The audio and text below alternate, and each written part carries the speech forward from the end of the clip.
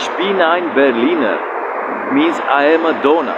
This is what JFK said on the 26th of June 1963. Yeah, my name is Eugen and I love to travel, and I'm in front of the Schöneberg Rathaus, Schöneberg City Hall in Berlin. It's a town hall because Schöneberg is like a neighborhood of Berlin. But yeah, the correct form to say it is Ich bin Berliner, not Ich bin ein Berliner. The article really ruins everything.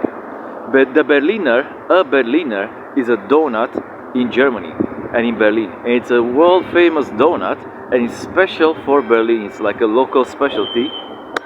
But this is the Rathaus, by the way. Rathaus Schöneberg.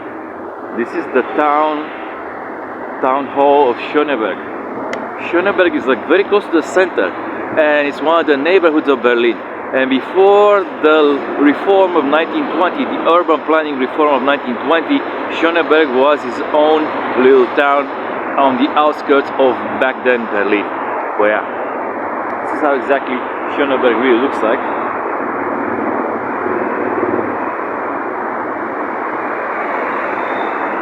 Schöneberg for you. Well, the town hall, it's a building which dates from the 3rd century. Turn of the 1900s, basically from the 19th to the 20th century. Yeah.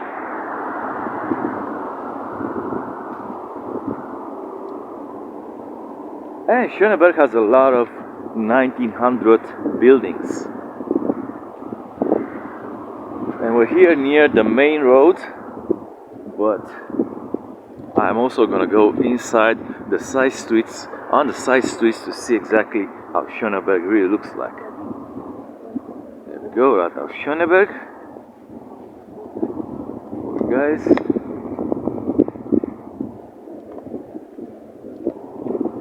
And we're gonna go that way.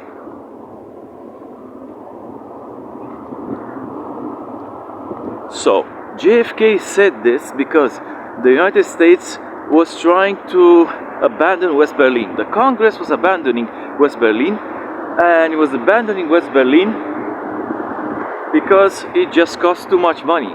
The Americans were getting nothing from all this.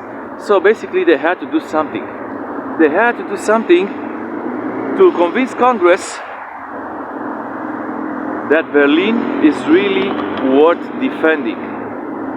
There was a situation after the Second World War. There were only two world superpowers, the Soviet Union and the United States. And the United States was like one ocean away, was at a great distance.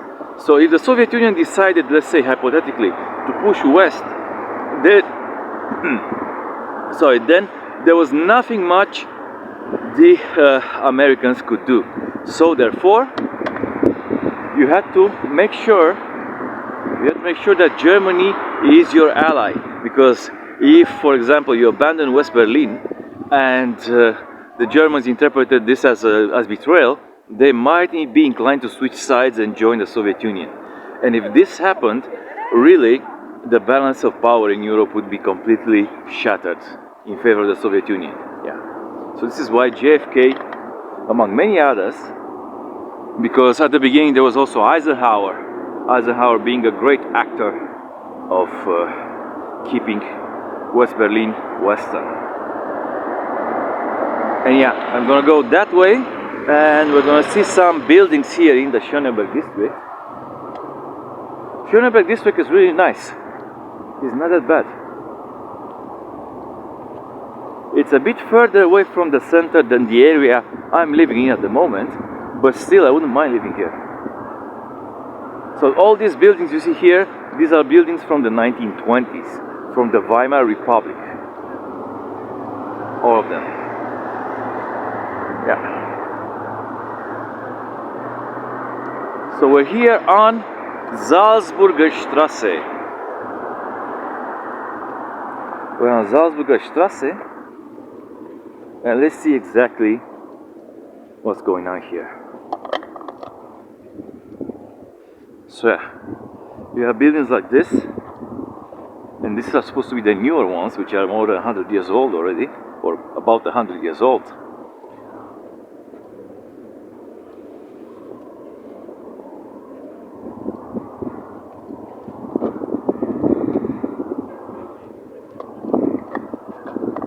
And this was in the American sector between 1945 and 1989.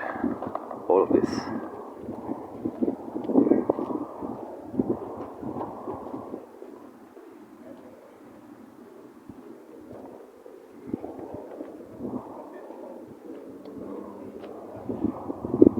It's pretty nice. Everything has been refurbished. There was a massive campaign in the last 10 years of refurbishing all these old buildings, which is remarkable, because Berlin is also becoming one of the cities in Europe that is growing massively. Although Germany has grown from, let's say, 0.2%, the GDP has grown year on year 0.2%, but in Berlin you have like a growth of 5%, 5 point something percent.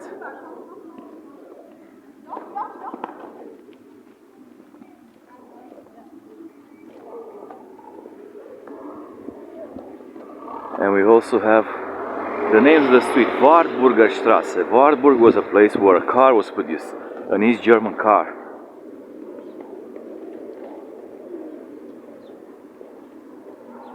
That's pretty good.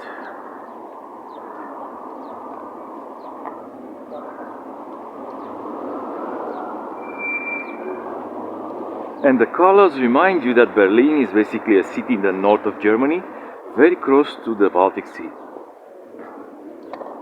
And everything looks a little bit like, let's say, I don't know, Lübeck, Rostock, and other Hanseatic League kind of cities. The only difference is that Berlin is almost 4 million people, and the others are very, very small at this point. And Berlin is becoming a regional center for IT also, and is like a major tourist hub. Berlin being the city which has one of the largest numbers of tourists in the world. Actually, last year it was number 21 in the world, but in competition with a lot of Anglophone cities, and in competition with exotic destinations, let's see.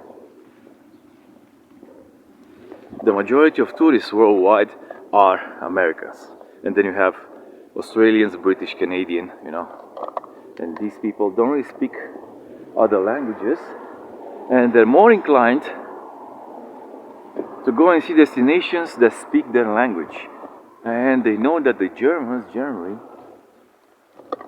they don't want to speak English so much, even though they know how to speak it still.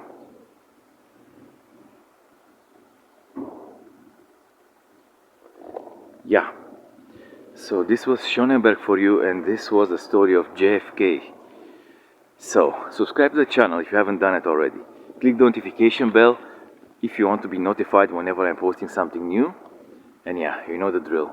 So far so good. So what? Bye bye.